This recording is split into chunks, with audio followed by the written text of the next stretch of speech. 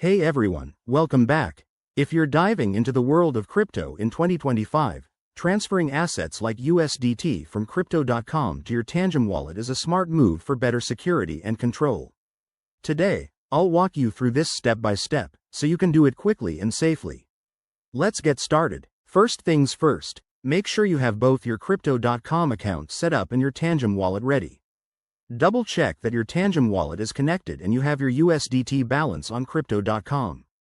Why? Because in the fast-paced crypto world, a little preparation goes a long way to avoid any hiccups. Step 1. Log into your Crypto.com app or website. Once you're in, head over to the Wallets or Assets section. Here, find your USDT. It's usually listed under your available balances. Tap or click on it to select the Withdraw or Send option. Next, you'll need to enter the recipient address.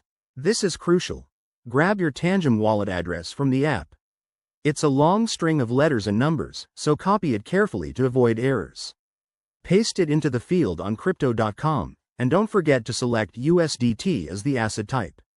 Also, check the network. For USDT, it's often Tron or Ethereum. Make sure it matches what your Tangem wallet supports to prevent any failed transfers. Now, enter the amount you want to transfer. Remember, there might be network fees, so keep an eye on that to avoid surprises. Review everything one last time: address, amount, and fees, then hit confirm. You'll probably need to verify this with two-factor authentication for added security. Once the transaction is initiated, it might take a few minutes to a few hours to process, depending on the network congestion. Head over to your Tangem wallet app to monitor the incoming transfer. And there you have it. Your USDT is now safely in your Tangem wallet. If you run into any issues, like a pending transaction, check the Blockchain Explorer or reach out to support.